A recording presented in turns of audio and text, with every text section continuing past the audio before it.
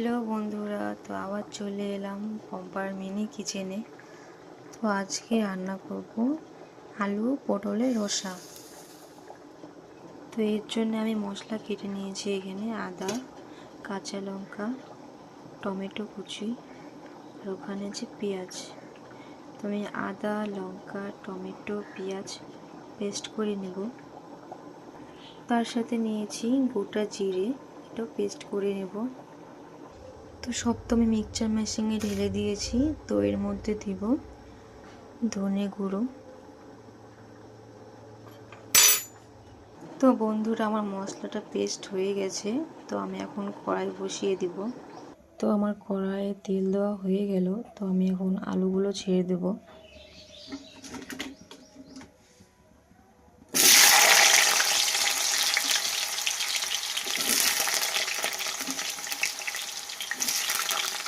বন্ধুরা, আমার আলু ভাজা হয়ে গেছে। তো আমি এখন পটলটা ভেজে নেব।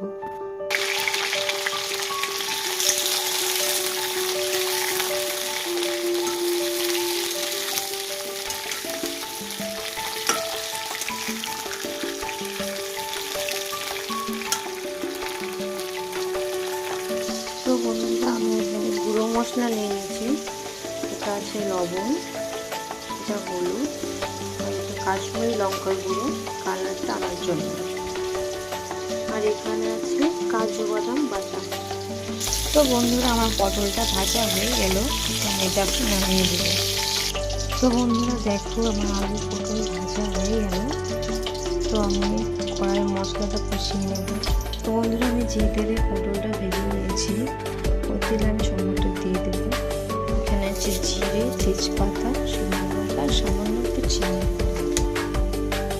এরপর আমি পেস্ট করা মশলাটা দিয়ে দেব এখানে।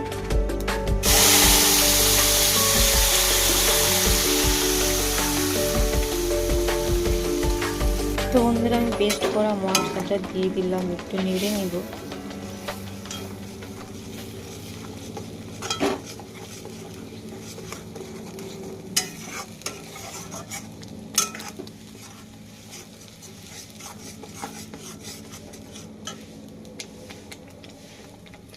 দিয়ে দেব কাজু বাটাটা।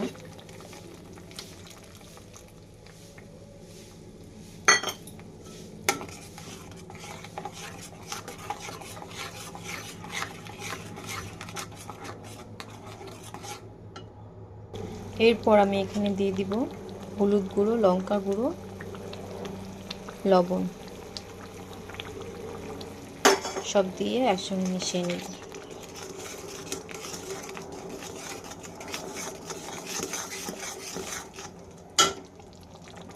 তো বন্ধুরা, আমার মশলাটা কষানো হয়ে গেছে। এর মধ্যে আমি দিয়ে দেবো আলু পটলটা।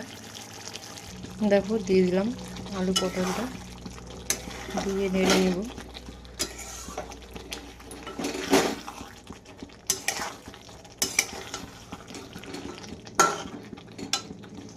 তো বন্ধুরা দেখো, আমার আলু পটলটা কষানো হয়ে গেছে। দেখো উপর দিয়ে কেমন তেল বেরিয়ে গেছে। তো আমি এখন একটা নেড়ে জল দিয়ে দিব জল। এর মধ্যে জল দিয়ে একটু নেড়ে নেব।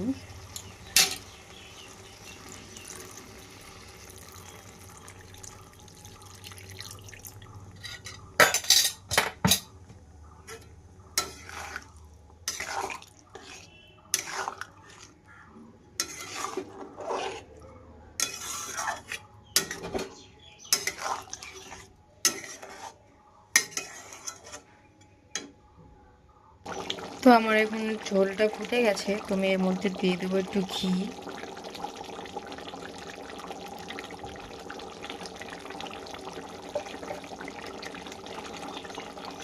আর দিয়ে দেবো গরম মশলা।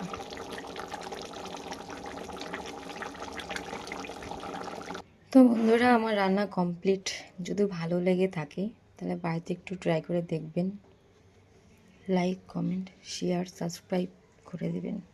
তো বন্ধুরা, টাটা।